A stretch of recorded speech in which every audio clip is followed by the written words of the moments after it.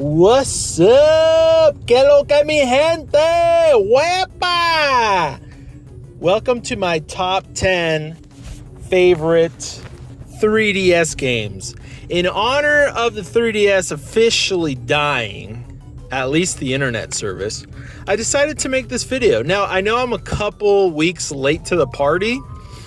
I think it shut down it was either April 1st, somewhere around there, or late March. So I'm a little late to the party in talking about, the 3DS and the sad times that we're going to have going forward because it's dead now and blah, blah, blah, blah, blah. But here we are. Excuse me. We're doing it anyway. And we're doing it a little late, like I said, but it's all good. So my top 10 favorite 3DS games. These are the games I have probably played the most, probably dumped the most hours into in the 3DS lifespan. I still to this day play the 3DS like crazy. So anyway, let's just get into it. Let's get into it. So I'm going to start with number 10, obviously, but my number 10 favorite 3DS game is Fantasy Life. Fantasy Life. It's kind of like a mix of like Animal Crossing. Like if Animal Crossing was an RPG game, it would kind of be like that. It feels very Dragon Quest-y as well. Dragon Quest being my favorite franchise in gaming. And so for me, it was just at home. Now, I played this game before I ever played like a Dragon Quest game officially. Or at least I remember playing one. But I knew this game was going to be good when I bought it. I loved it. I absolutely adored it. I spent so many freaking hours playing this game. I mostly did I think I literally tried every single life. I was definitely a carpenter, a miner, a warrior, a knight. I was a cook at one point. I think I did sewing as well. I believe I literally did everything. I tried everything out. This game was incredibly fun. Just the variety of the different classes or jobs or lives, they're called lives in this game, were very fun, unique. The combat was fun. The world was gorgeous, so charming.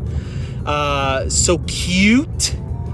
Even the freaking big bads are cute as hell in this game, super charming, adorable. I love that you can get your companions.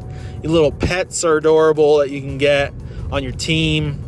It's just overall a fantastic game.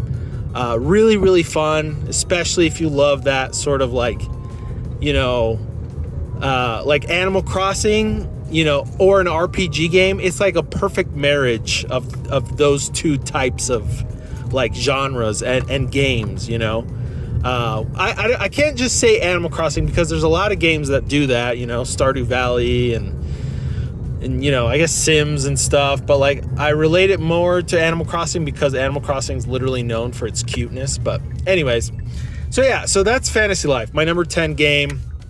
Again, I spent so many freaking hours in that game. I don't even know. I should probably check before I, say anything else. But anyways, I did spend a lot of time with that game. So that is my number 10. Let's move on to number 9. Number 9 is Monster Hunter Stories. So the cool thing about Monster Hunter Stories was, man, it was so cool because first of all, again, this game is charming as hell, super cute, fun. Who knew you can transform a ginormous killing machine beast of a monster into a cute version and want to freaking hug it, you know? Like, this game does an adorably amazing job at turning our favorite monsters into Pokemon, basically. There's the Pokemon reference, of course. But yeah, this game is really, really fun. The RPG aspect is a really, like, it's very in-depth. Very in-depth. I love the weapon choices you can choose, the armor sets, classic Monster Hunter, you know, sort of situation with the weapons and the armor, you know, and the monsters. They really did a great job in mixing RPG elements, like classic turn-based RPG elements, I should say, because I think Monster Hunter games are still considered RPGs, I believe. I mean, yeah, they basically are, but this is obviously like a turn-based game, and also you're taming the monsties. In this game, they're called the monsties. They're not monsters, they're monsties, bro. Get it right. And it's a freaking blast. The story as well, it's fantastic. It's really, really good. I very much enjoyed it. I had a really good time with the story. I love the characters. I love how prevalent the little cats are. They're freaking adorable and great. Your companion, I'm forgetting his name off the top of my head, but he's fantastic. I like him a lot. He's kind of annoying, but he's like probably one of the least annoying companion characters like that you ever have in a game. Like, off the top of my head, I can just think of like Paimon, annoying as hell. Freaking Stella from Dragon Quest IX, annoying as hell. Well, I actually kind of like Stella, but still. Navi, blah, blah, blah, you know. Classic annoying companion characters. Well, in this game, he's not that annoying. You know what I'm saying? You know? So anyways, fantastic game. Absolutely loved it. I know there's a remake or a remastered version coming out for the Switch. I definitely will not be getting it because I don't have time. But if I did, I'd definitely buy it. But yeah, I had an absolute blast. And then the cool thing about the game too is, like, once you beat it, it's like, man, there is so much content, like, after you beat the game. There's a lot of post-game content. So you technically should never get bored with this game. But yeah, I had a great time. I loved it very much. So yeah, that is Monster Hunter Stories, my number 9. Let's move on to number 8. Number 8 is Fire Emblem Fates. So Fire Emblem Fates, I'm combining all of them into one because there's technically 3 different games. 2 physical versions. There's Fire Emblem Conquest, and then there's Fire Emblem Birthright. And then the 3rd DLC version is Fire Emblem Revelation, I think it's called. But they're all called Fates, basically. And you know, I like what they did with this game in terms of like the different approach in sales. You know, they kind of tried the Pokemon aspect of selling 2 different versions, which honestly both games very much do feel like 2 different versions. So I think it warranted like them splitting it up. And then really Revelations is like the real version of the game, I would say. But it's a really fantastic game. Like, absolutely great. This game fixed the weird feet problem that Awakening had, where all the 3D models of the characters didn't have feet for some reason. They were like missing feet. They looked like horses. I don't know. But this game, they have feet, so that makes it, you know, good because of that. An improvement from that game. But also, like, the graphics definitely were an improvement compared to Awakening. The gameplay as well was really fun. The classes were fun. Just the aspect of Fire Emblem, you know, and then in this direction that they took it was really, really cool. Very addicting. Very addicting. And, you know, I didn't necessarily love Corrin that much, I will be honest. Definitely not my favorite character. But the cast was very good. Very, very good. It was a really good game. I spent a lot of time. I literally pre-ordered, I think it was Birthright. Well, I got both of them. And I played the crap out of them. Literally day one, I still remember buying them, getting them pre-ordered them, picked them up, physical copied, started playing them right before work started. It was fantastic. It was a good time. Loved my experience with this game. Played a poop ton of it. Replayed it so many times. That's the beauty of Fire Emblem, Fates and Awakening. You can replay them so many times because, there's so many different marriage options, to have different kids with different color hair and stuff like that. But anyways, this game was fantastic. I loved it. So yeah, that was number 8. Let's move on to number 7. Pokemon Super Mystery Dungeon. My guy, this game was so good. It was fantastic. I loved it.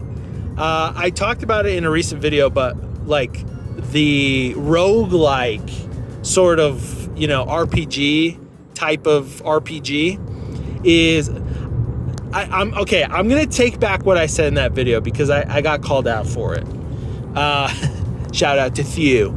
But I love the roguelike RPGs very, very much. I really do. But I'm going to take back my statement, and I'm not going to say it's my favorite kind of turn-based or RPG anymore, because I thought about it and it really is just normal turn-based. That's like my favorite type of, combat. But I still really freaking love roguelike RPGs, and Pokemon does it best, bro. It does it best. And this game was fantastic. It did it really, really, really well. The story was good. It wasn't the best one. I stand by my comment and saying that Explorers of the Sky has the best story. And then also Red and Blue Rescue Team have a solid story as well.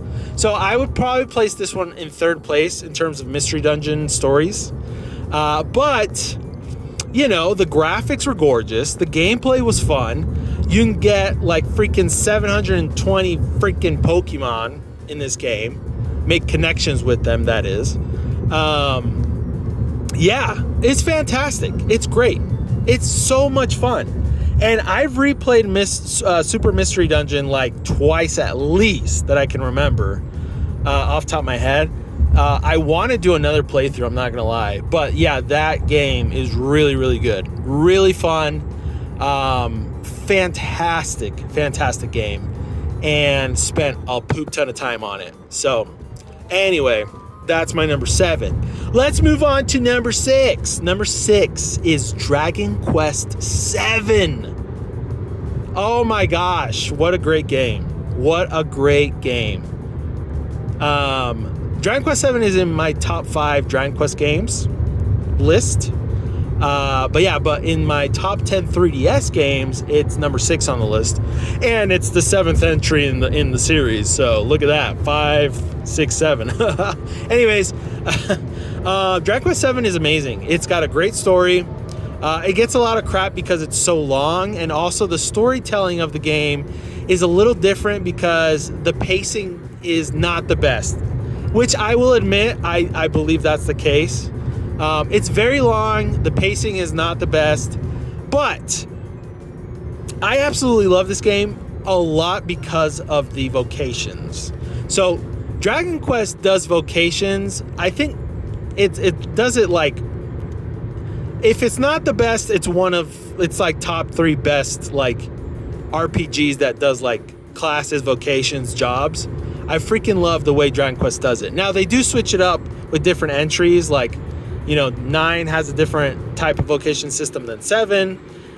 10 does as well. 3 does, blah, blah, blah. But 7 does it really, really well. And I was absolutely addicted to it. Like, the reason I, played Dragon Quest 7, in an addicted, sort of mentality or way was because of the vocation.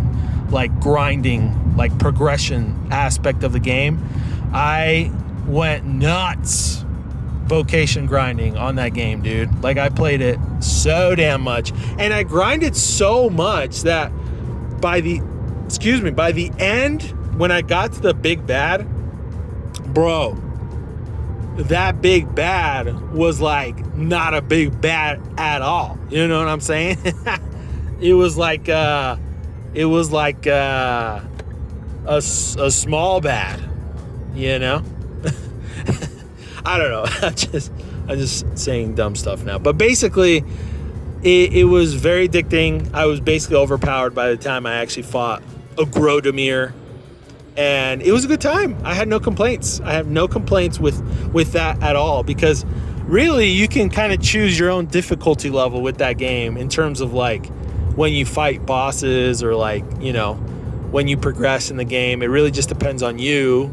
So at the end of the day, it's just, you know, that was my own fault, but it's not something I'm mad about. I absolutely enjoyed it. I thought it was fair because I know that I like grinded like crazy once I got to a Grodemir. But yeah, at the end of the day, Dragon Quest VII, fantastic game. Love that game very, very much. And I started replaying it, and I put it down because I started playing other things, but I definitely want to finish replaying it again, so I'm excited to do that. But anyways, Dragon Quest VII is my number 6. Let's talk about number 5. Number 5 is Mario & Luigi Superstar Saga's remake. Oh my gosh. And you know, it's funny because I technically like I beat the game recently, probably a couple weeks ago is when I actually beat it and played it for the first time, because I didn't even know it existed until, you know, several months ago. And I've talked about this on my review video of the game and, like, you know, my thoughts on it and blah, blah, blah. But yeah, but this game, it's so good. It was like the remake of the GBA version. You know, this game is just so perfect. Like, the mechanics, like the details, everything was remade to be so much better, so beautiful, so gorgeous. The story itself is a classic, hilarious freaking story. The graphics are absolutely gorgeous. The gameplay is so much fun. Like I said, they improved it quite a bit compared to the GBA version. You know, the little details they added, and even like explaining the mechanics of the game they were very welcome. I appreciated it very much. And the freaking like cherry on top, or the strawberry on top plus the icing of this beautiful cake of a remake, is the mini game they added, Bowser's Minions, which basically added, you know, little like extra details and story bits to the main story of the game. Plus, again, it's like a mini game, but it was very addicting because you were building up Bowser's army again after they got scattered throughout the Bean Kingdom.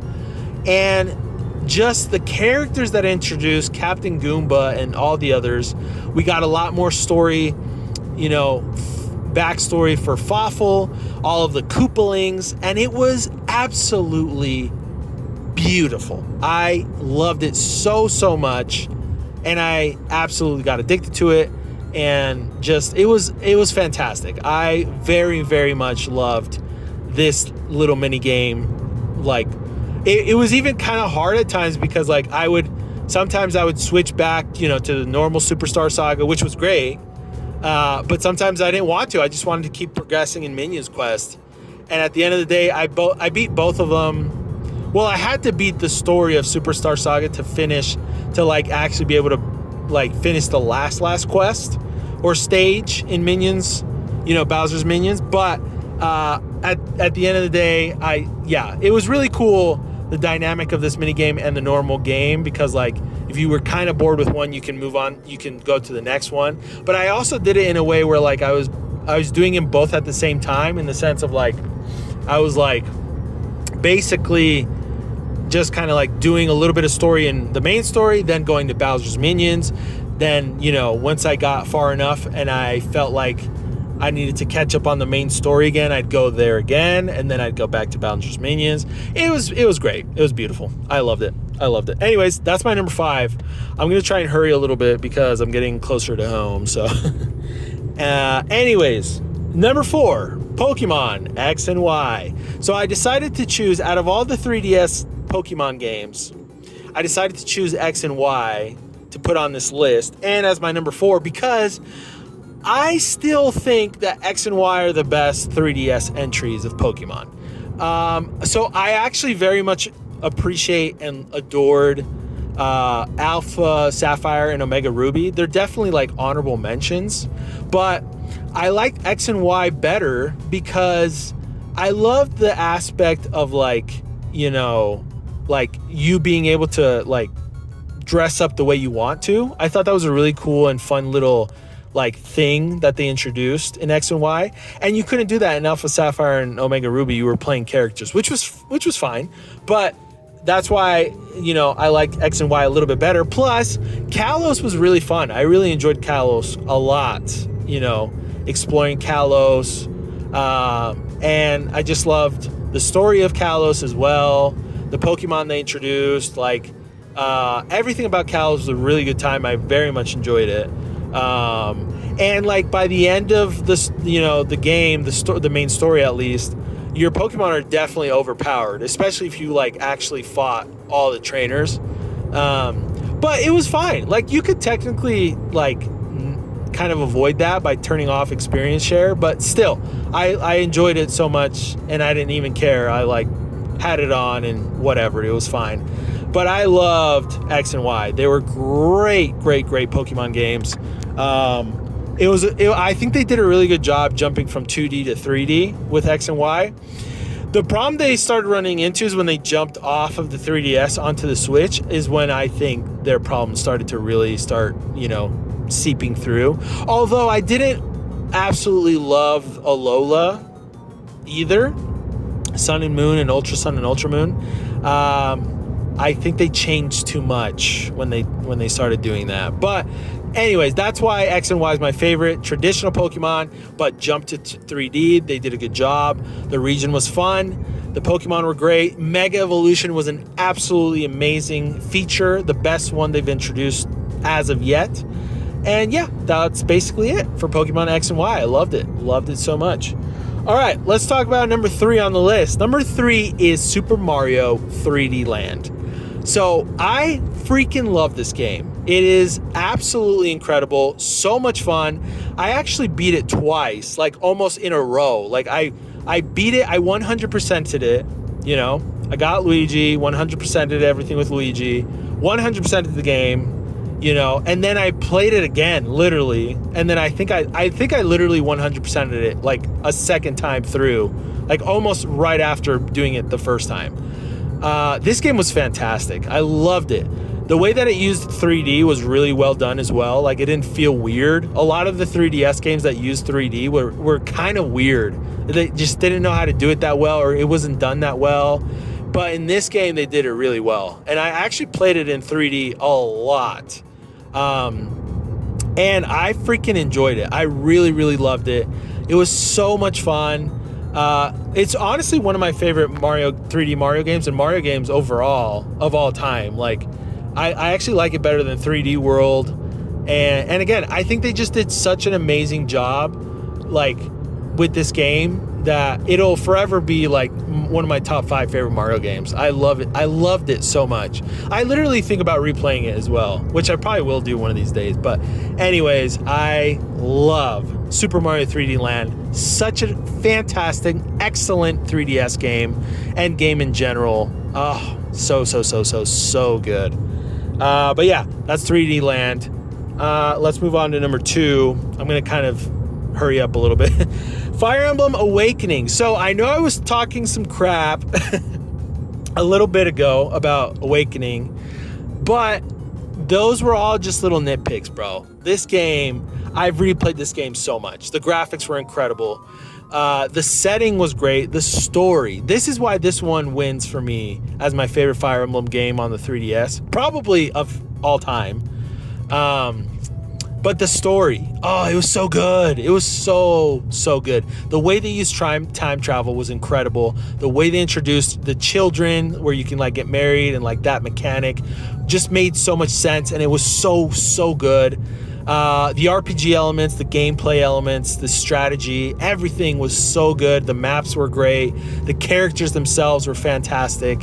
I absolutely loved Awakening. And I know it's kind of controversial. It was like a splitting point for a lot of fans. But I loved it either way. Loved Awakening so damn much. I've replayed it so many times, and I just can't get enough of it. I actually want to replay that one as well.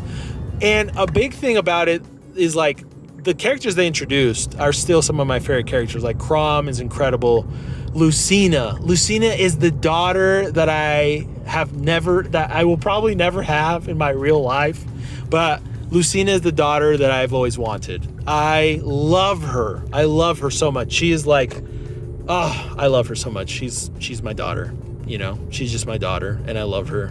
I love that name and character so much that I actually convinced my wife that if we ever had a girl, we would name her Ella first, because we both love Ella, but her second name would be Lucina. She actually was cool with that.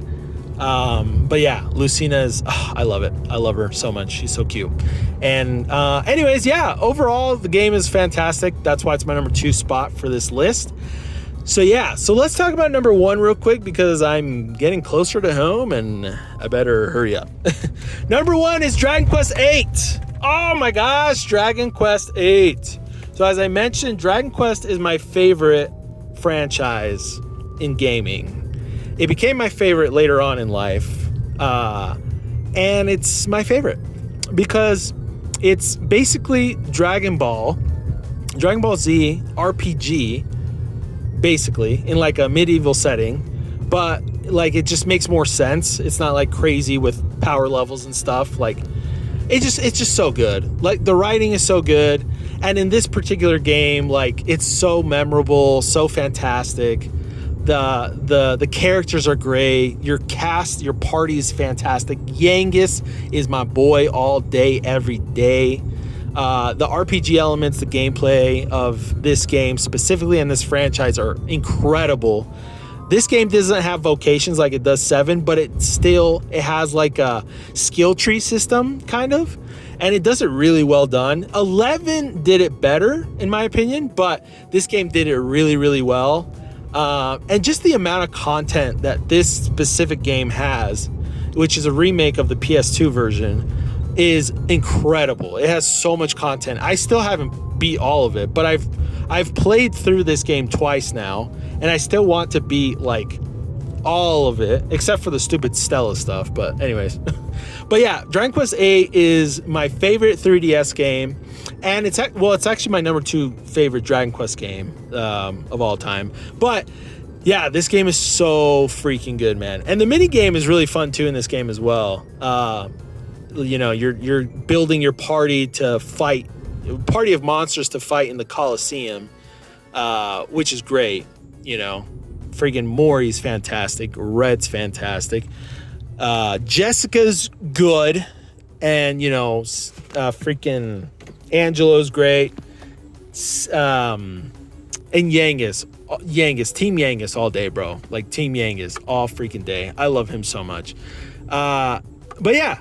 Story, fantastic. Game, fantastic. Graphics are gorgeous. It's Dragon Quest, again, my favorite. And yeah, you, the hero, also have a pretty cool backstory. You're a silent protagonist, which is fine. I don't really mind. But you still have a great backstory once you actually start learning about it. And your little companion, Munchie, is great as well. You end up just loving Munchie to death. You know, once you progress in the story and find out, you know, who or what he is. But yeah, overall, Dragon Quest VIII, incredible game. So good. And, you know, if you haven't played it, then you have to freaking play it. And if you haven't played any of the games on this list, what are you doing? Play them, literally. But yeah, that's basically it for my list of my top 10 3DS games. Again, I just wanted to be relevant and join the party of people talking about 3DS and their fantastic times with it. So this was my sort of contribution to that conversation. And yeah, I would love to hear your guys' top 10. What are your top 10s? Are any of my games on your top 10? Let me know. Let's talk about it. Let's converse. And let's converse more deeply in my Discord. I'd love to see you guys in my Discord. If you're listening, watching, definitely check out my Discord description. You know, it's in the link is in the description of this video. So yeah, you know, check out my store if you guys want to support me that way. Get some merch. Check out my card game. It's not officially been released yet, but it's almost here. If you want to support that, check out the Patreon for it. Again, it's in the description of the video. But yeah, that's basically it for this video. Thank you guys for watching. I appreciate you guys very, very much. And yeah, we'll see you guys on the next one. Peace.